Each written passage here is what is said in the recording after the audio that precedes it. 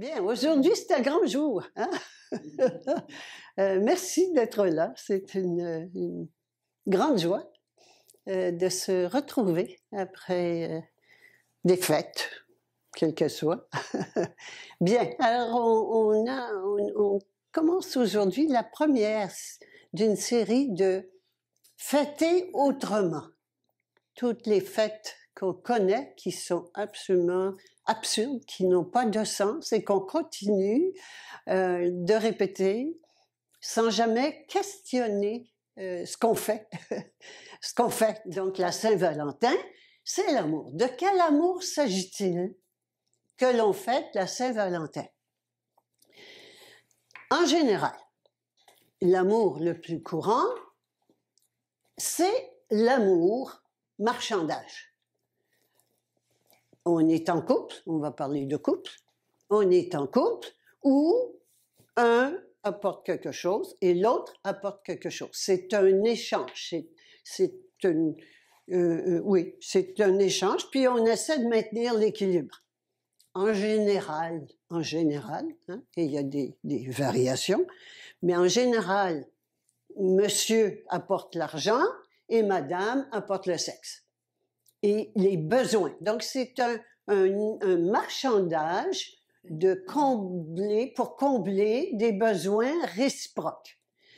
Les besoins, je le dis, j'élaborerai pas davantage aujourd'hui là-dessus, mais les besoins sont toujours des relents de notre animalité. Et les besoins, on les voit par exemple quand on parle de la santé, hein, parce que c'est les besoins, en dessous des besoins, il y a toujours une peur. Alors, la peur crée des besoins, que ce soit le besoin de survie ou le besoin de protection. Et le gouvernement, qu'est-ce qu'il nous promet? Sécurité et protection, toujours au nom de la sécurité et protection. Donc, des besoins, ils comblent nos besoins. Et c'est ce qu'on fait en couple. En couple, on comble des besoins réciproques. Et je vais rester avec le besoin sexuel de monsieur qui est grand et le besoin de madame qui est de faire des bébés, d'avoir des bébés et que monsieur paye pour la famille, que la bouffe de la famille. Hein? Alors ça c'est ça c'est l'amour, ça c'est l'amour de marchandage. C'est celui-là qu'on fête en général à Saint-Valentin. Pourquoi? Pour s'assurer. Pourquoi monsieur va apporter, d'abord c'est intéressant de voir, monsieur va apporter du chocolat et des fleurs. Ah bon? Pourquoi il apporte du chocolat? Pourquoi c'est pas madame qui apporte du chocolat et des fleurs? Ben parce que c'est monsieur qui fournit l'argent. C'est monsieur qui paye. Et madame qui, elle, est convoitée. Hein? C'est des rôles. Ce sont des rôles. Ça n'a rien à voir avec qui on est. Je suis Dieu, je suis l'autorité suprême. Toi aussi, toi aussi, toi aussi. Mais non, on est dans des rôles. Ce sont des rôles que nous jouons dans une pièce de théâtre. Alors, si on veut faire autrement, même pour les gens qui sont dans ce couple, le couple de marchandage, pour vous amuser, faites donc autrement que madame apporte le chocolat puis les fleurs. Ça, juste déjà remettre tout ça en question. Que madame apporte le chocolat et les fleurs. Ah bon? Et n'importe quoi, mais faire autrement, au moins déjà commencer à faire autrement. Alors ça, c'est le couple, et ça, c'est le couple animal, qu'on dit animal, puis il y a déjà que, oh non, nous, c'est pas ça. Il y a plus ou moins animal, mais ça reste que c'est de l'échange, des besoins réciproques qui sont comblés. Ici, quand on évolue en conscience, et ça, évidemment, oui, ça c'est important. Je t'aime, hein, et j'attends le retour. Parce que quand je dis je t'aime, j'attends quoi? Moi aussi. Hein? Alors, encore là, si on veut faire différemment, on peut dire, moi aussi, je m'aime. Ah. Alors, arrêtez tous ces clichés. Arrêtons. de faire ce qu'on a toujours fait, qui ne marche pas de toute façon, et de prendre conscience que c'est un équilibre. Alors, si monsieur décide de prendre une année sabbatique, ouf, il va falloir qu'il compense autrement, qu'il aille chercher les enfants à l'école ou qu'ils apprennent à faire des gâteaux ou je sais pas quoi, parce que ça va se déséquilibrer. L'équilibre va être rompu. Alors, c'est vraiment un échange du marchandage. C'est pas méchant, c'est pas mal, c'est pas bien, c'est ça, l'appeler par son nom. Donc, ici, et donc, il y a une attente de retour. Ici. Alors, ici, on rentre dans un amour plus, on va appeler plus évolué, parce que c'est une question d'évolution de conscience. Et tout ce qui est un échange autrement. Alors, où il y a je ne dis pas qu'il n'y a pas d'amour hein, dans le mouton blanc. Il y a cet amour qu'on appelle amour, hein, mais c'est le marchandage. Le mouton noir, c'est un peu, je dirais par exemple, l'échange des parents avec les enfants. C'est un niveau d'amour qui est plus élevé. Les parents donnent par exemple beaucoup aux enfants sans garantie de ce qui va arriver. Alors on donne beaucoup sans garantie, mais avec une attente de retour. C'est pas sans attente de retour. Si je paye l'université, des études ou des frais élevés pour mes enfants, je m'attends à ce qu'il y ait une réponse. Si je paye des études, au moins à ce qu'ils étudient puis qu'ils aient le diplôme puis qu'ils gagnent enfin leur vie. Ou si ma fille est patineuse artistique puis que je cours, je vais la chercher à l'école et puis la patinoire tous les jours, puis les entraînements, puis les compétitions, puis tout ça, je m'attends à ce qu'elle réussisse, à ce qu'elle se démarque au moins, qu'elle fasse. Alors, on a des attentes. On a des attentes aussi que les enfants soient gentils. On les envoie à l'école, ben, qu'ils fassent leurs devoirs, qu'ils aient des bonnes notes. On attend qu'ils soient gentils envers nous. Et j'irai pas plus loin là-dedans. Je pense qu'on sait tout le monde un peu de quoi on parle, mais c'est un amour qui est pas donnant-donnant, qui est plus généreux. Mais il y a à long terme, et ça c'est important et ça n'est jamais dit, il y a un retour d'ascenseur à long terme qui est « quand je vais être vieille, tu vas t'occuper de moi ». Et ça n'est pas dit, malheureusement. Et ça n'est pas pensé. En fait, j'ai entendu à quelques reprises des gens dire « ben, ce sera mon bâton de vieillesse. » Hein?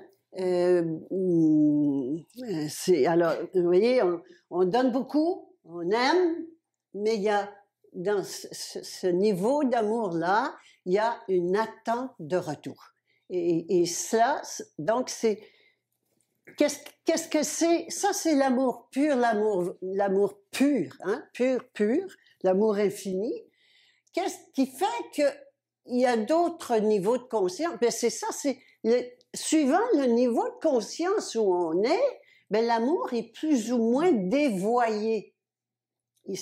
C'est toujours de l'amour, mais dévoyé, de moins en moins vrai, jusqu'à ce qu'il soit plus vrai du tout, que ça arrive à un marchandage pur et simple.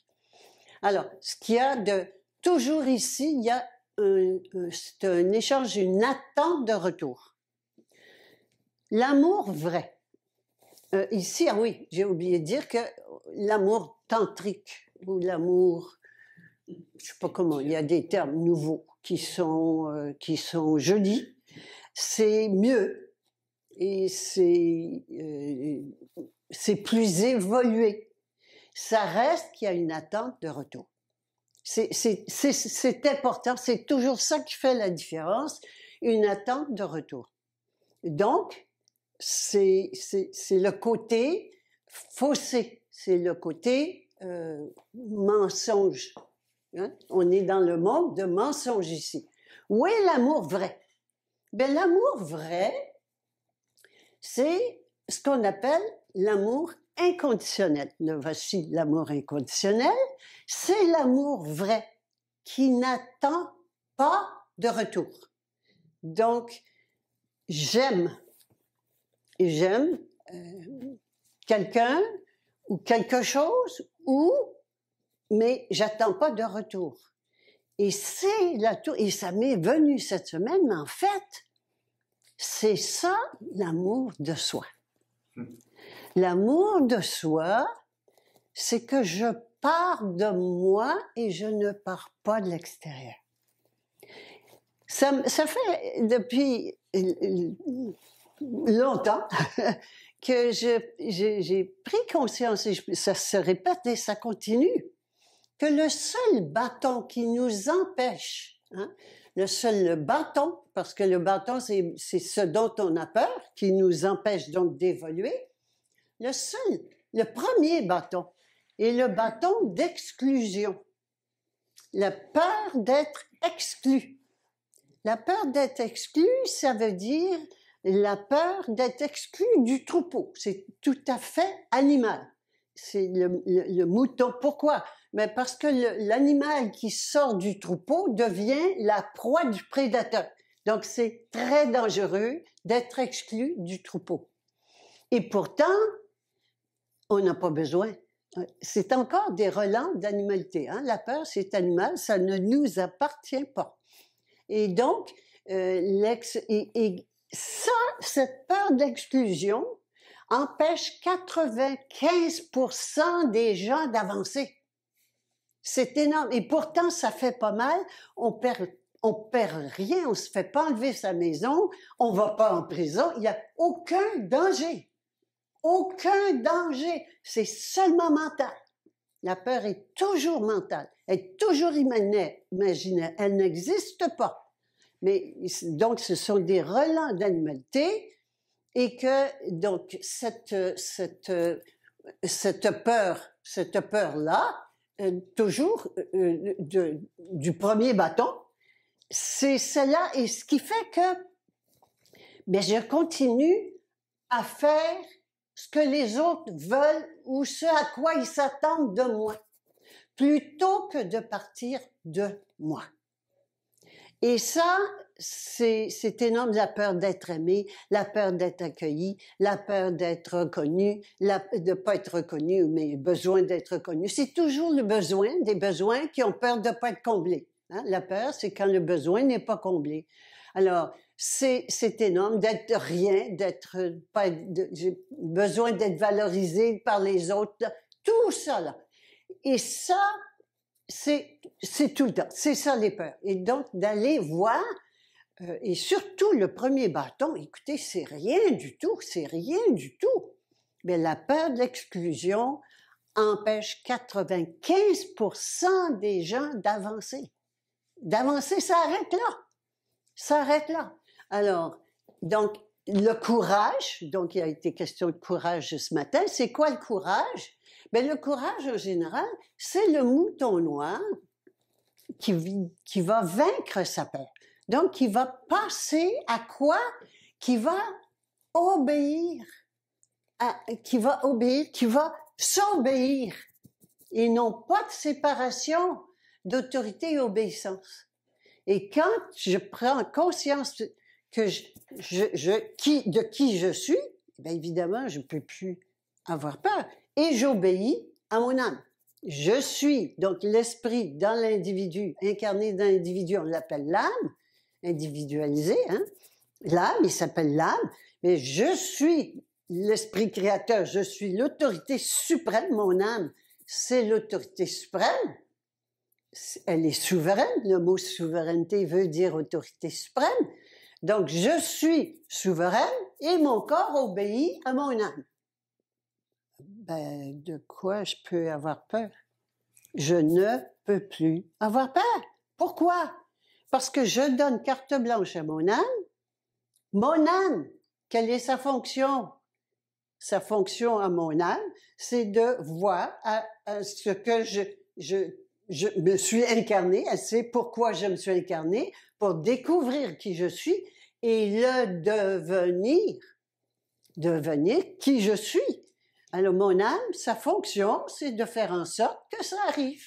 Et donc, ce qui va m'arriver, mon âme, quand je donne carte blanche à mon âme, c'est mon âme qui va faire arriver ce qui va m'arriver. Bon, ben je peux pas avoir peur. Ce qui va m'arriver, ça va être parfait pour mon évolution. Alors, ça peut être de perdre de l'argent, divorcer, mon couple fouillant, mon boulot, ma maison brûle, n'importe quoi. Ça veut pas dire que ça va bien aller sur le plan matériel. Et c'est ça ce qu'on veut. On veut toujours que ça aille bien. C'est toujours matériel, hein? La peur, c'est toujours matériel. Toujours pessimiste, défaitiste, dans le futur, imaginaire. Toujours ça. Alors, à partir du moment où je prends conscience que c'est moi qui crée, moi, mon âme, qui crée ce qui m'arrive et qui crée ce qui va m'arriver, et que c'est elle, parce que je lui donne carte blanche, ben, je peux plus avoir peur. La peur, c'est de ce qui va arriver dans le futur. Ben oui, mais c'est mon âme qui va le créer. Et elle sait pourquoi je me suis incarnée, donc elle va faire arriver, hein, l'Esprit tout-puissant, la toute-puissance est ici, va faire arriver ce pourquoi je me suis incarnée, devenir qui je suis. C'est fini la peur. Je ne peux plus avoir peur. C'est important. C'est aussi simple que ça.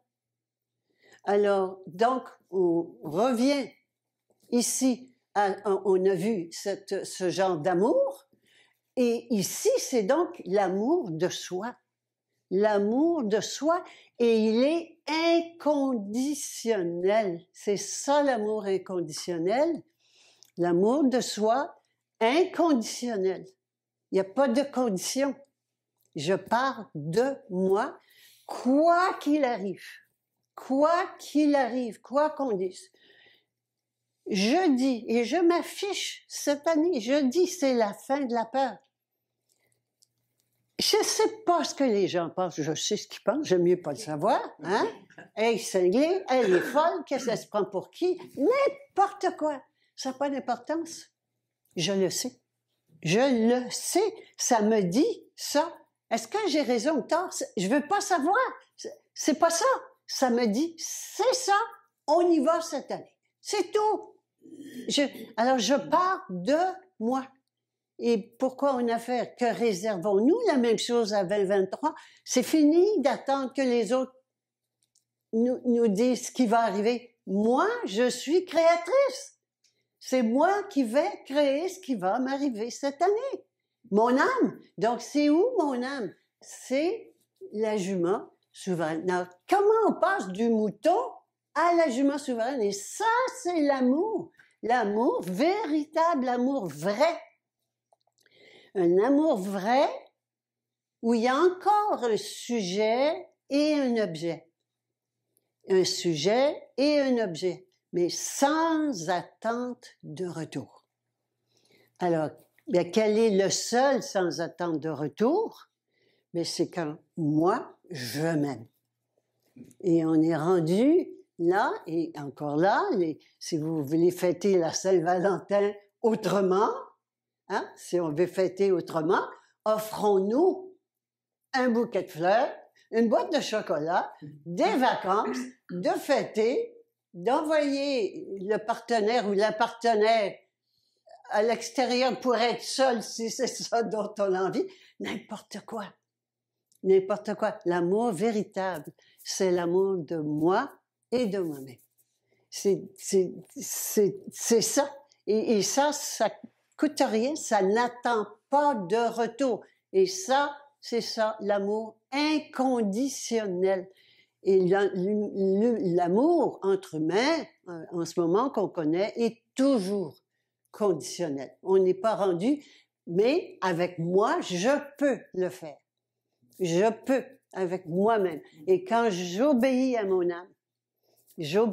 âme, mon corps, qui décide à qui il obéit, l'ego ou l'âme, que mon corps obéisse à mon âme, il y a plus de guerre et il y a même plus de peur.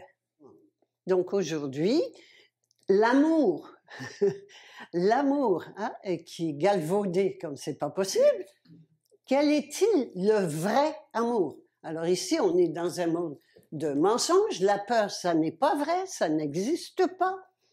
Mais je vous ai dit, ben oui, ça existe parce qu'on baigne dedans. Oui, mais c'est un monde d'illusions. Et quand je me souviens de qui je suis, que les religions ont appelé Dieu, Allah, chaque religion a son Dieu, son prophète, son Dieu créateur.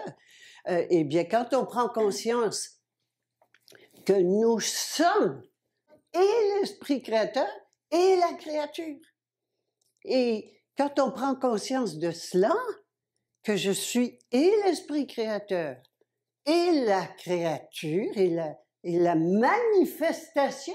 La créature, c'est la manifestation de l'esprit créateur. Ben oui, mais c'est l'esprit créateur.